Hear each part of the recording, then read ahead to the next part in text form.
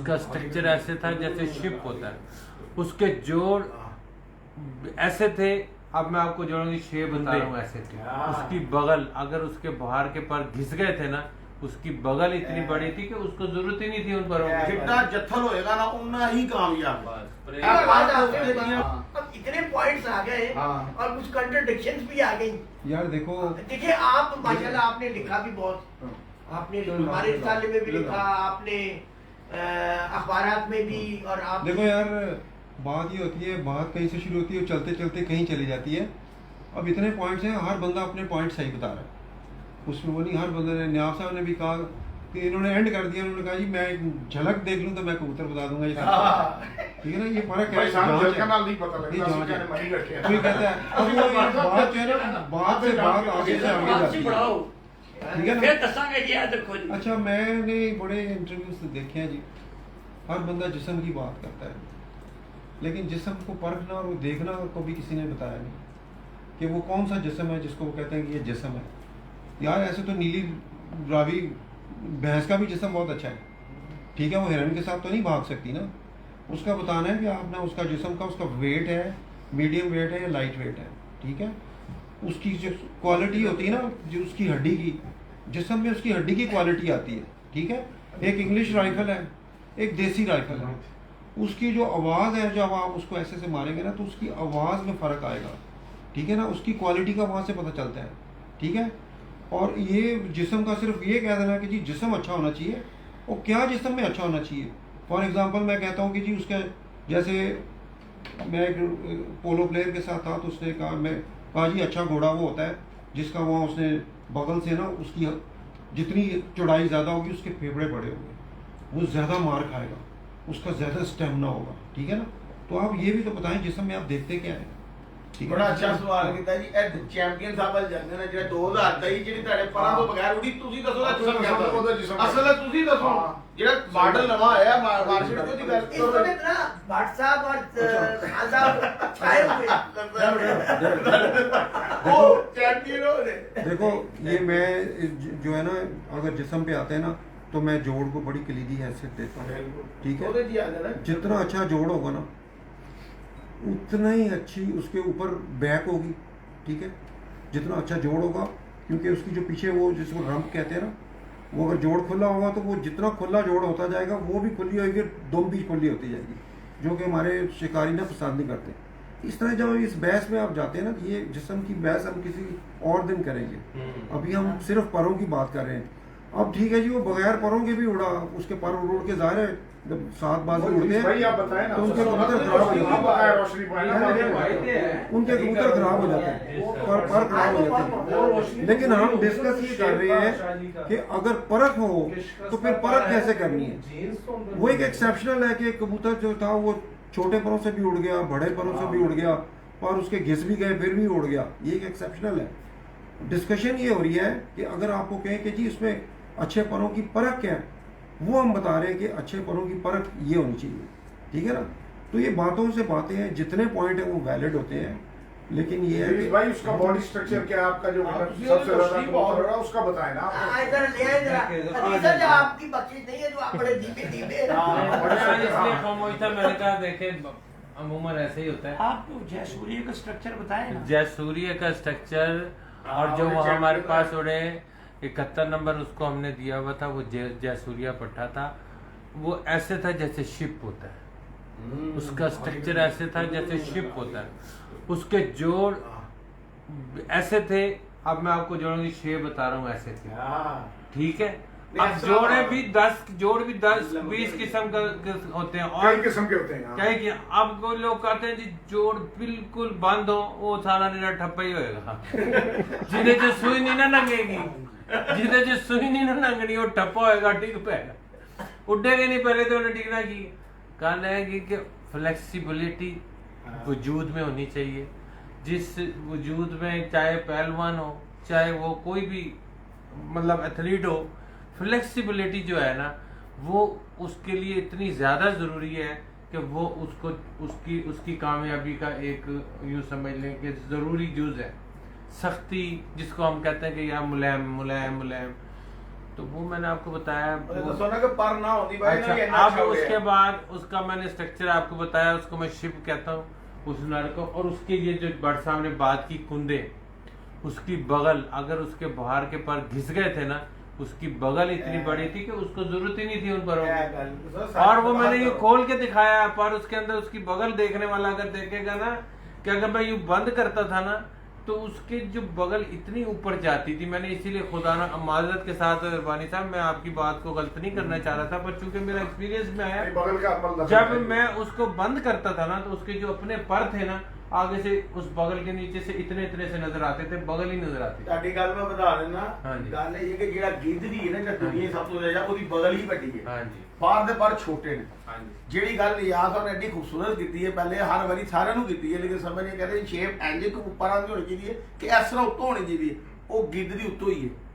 ਬਾਹਰ ਦੇ ਪਰ ਅੰਦਰ ਜਿਹੜੇ ਇਧਰੋਂ ਜਾ ਕੇ ਲੰਬਾਈ ਹੁੰਦੀ ਨਾ, ਉਹ ਕਰਾਸ ਹੀ ਉੱਡ ਜਾਣਾ, ਕੋਈ ਬਹਾਦਰੀ ਨਹੀਂ।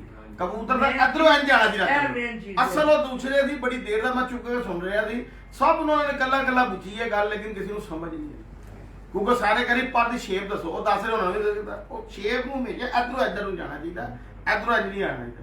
ਤੇ ਗਿੱਧ ਜਾਂ ਕੋਈ ਵੀ ਪਰਿੰਦਾ ਉੱਤੇ ਜਾਏਗਾ ਨਾ, ਤੁਸੀਂ ਹੋਰ ਕਰਨਾ, ਉਹਦੀ ਬਗਲ ਦੀ ਕਟਾ ਜ਼ਿਆਦਾ ਹੁੰਦੀ, ਉੱਤੋਂ ਪਰੀਆਂ ਦੇ ਗੱਛਾ ਉੱਤੇ ਹੁੰਦਾ, ਇਹ ਜ਼ਿਆਦਾ ਦੀ ਸਪੋਰਟ ਕਰਦੀ। ਅੱਗੇ ਵੀ ਕਹਿੰਦਾ ਜੱਥਲ ਹੋਣਾ ਚਾਹੀਦਾ ਪਰਿੰਦਾ, ਜਿੱਡਾ ਜੱਥਲ ਹੋਏਗਾ ਨਾ ਉਨਾ ਹੀ ਕਾਮਯਾਬ। ਇਹ ਪਰ ਦੇ ਉੱਤੇ ਜਿਹੜੀਆਂ ਬਗਲਾਂ ਪਾ ਰਹੀਆਂ ਪੂਰਾ, ਉਹਦੀ ਜਿਹੜੀ ਪਰੀਆਂ ਨਾ, ਪਰੀਆਂ ਵੀ ਜ਼ਿਆਦਾ ਉੱਤੇ ਹੋਣੀ ਚਾਹੀਦੀ। ਜਿਸ ਕਬੂਤਰ ਦੀ ਪਰੀਆਂ ਵੱਡੀਆਂ ਹੋਣਗੀਆਂ ਨਾ, ਉਹ ਕਬੂਤਰ ਬਲੀਡਰ ਹੋਏਗਾ, ਉਹਦੀਆਂ 7 ਪੀੜ੍ਹੀਆਂ ਤੱਕ ਉੱਡਣਗੀਆਂ। ਐਨੀ ਜੀ ਗੱਲ ਹੈ। ਜੱਥਲ ਲਵੋ ਪਿਓਰ, ਉਹੀ ਬਲੱਡ ਲਾਈਨ ਖਾਲਸ, ਪਿਓਰ ਖਾਲਸ। ਤੇ ਇਹ ਹੈ ਕਿ ਜੱਥਲ ਲੱਭਦੇ ਨਹੀਂ, ਪਰੀਆਂ ਝਾੜੇ। ਕਈ ਤੁਸੀਂ ਦੇਖਣਾ ਹਾੜ ਹੀ ਕਬੂਤਰ ਪਰੀਆਂ ਝਾੜ ਜਾਣਗੇ, ਕਬੂਤਰ ਪ੍ਰਵਾਹ ਛੱਡ ਜਾਏਗਾ।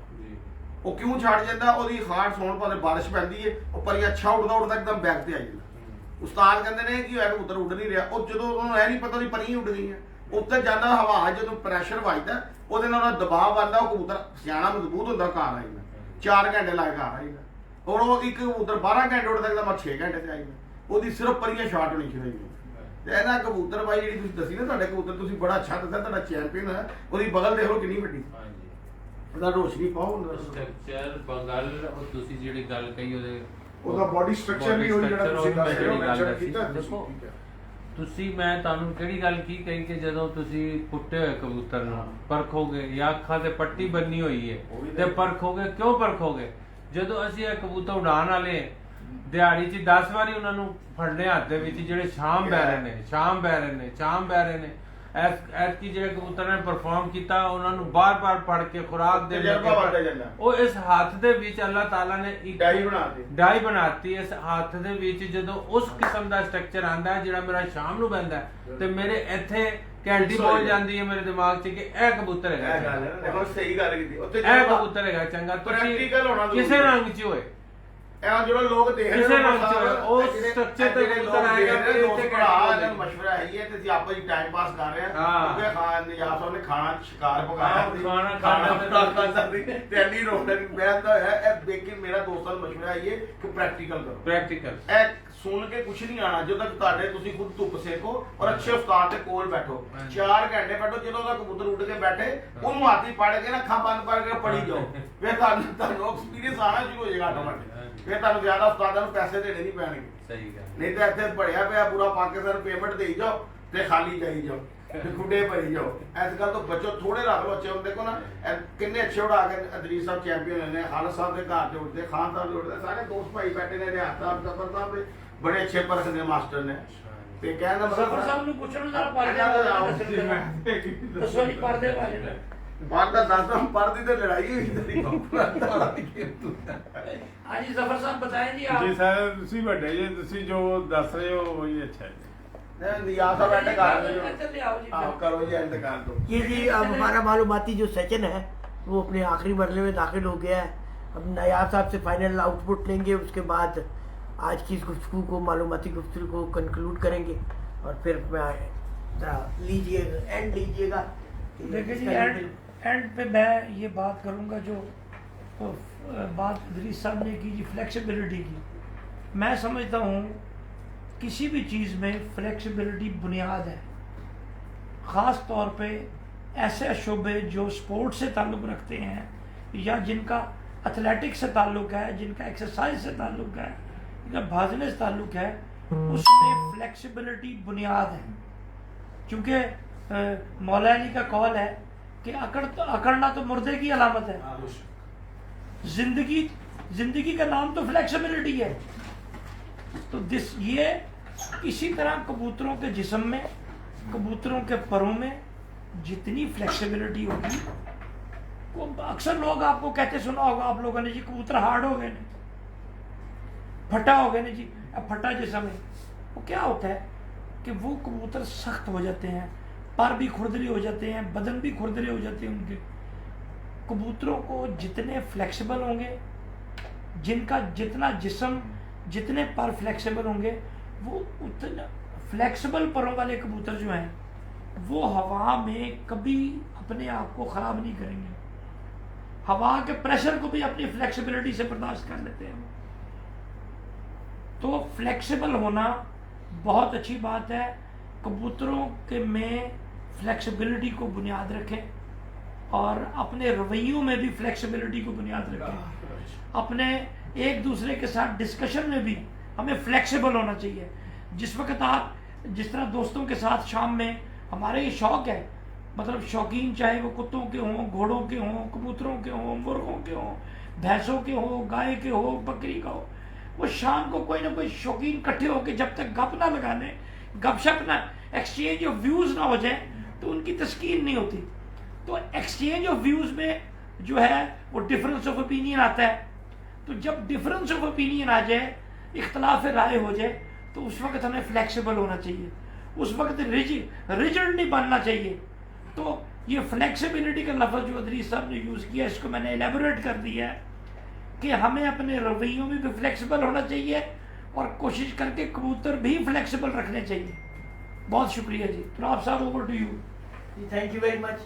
आज की एक मालूमाती गुफ्तगू, और ये हमारा पहला स्टेप था। अब कुछ इस किस्म की जो मालूमाती गुफ्तगू का सिलसिला है, इंशाल्लाह उसको शुरू करेंगे, क्योंकि काफ़ी गैप रहा मेरा। तो काफ़ी अर्से बाद दोबारा ये कह लें कि एक दफ़ा फिर मीडिया में होने का, और अब इसमें सोचा यही है कि कुछ इसी तरह की जो मालूमाती सेशंस हैं वो उसके सिलसिले को हम बढ़ाएंगे मुख्तलिफ शहरों में भी, लाहौर में भी।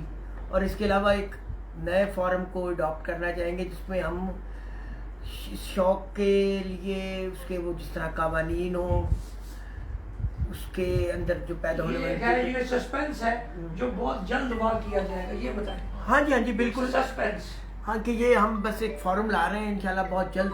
उसमें बहुत सारी चीज़ों को ओपनली डिस्कस करेंगे ताकि हम इस शौक़ के लिए जो आने वाली बुनियादें हैं उनको मज़ीद मजबूत कर सकें। तो इंशाल्लाह आपकी खिदमत में अब गाए बगाए हम हाजिर होते रहेंगे और आपके लिए एक कुछ करेंगे कि एक अच्छा, और जिसमें हर दफ़ा एक नया मौजू हो, हर दफ़ा एक नया मौजू के साथ आपकी खिदमत में इंशाल्लाह हाजिर होंगे। Thank you very much.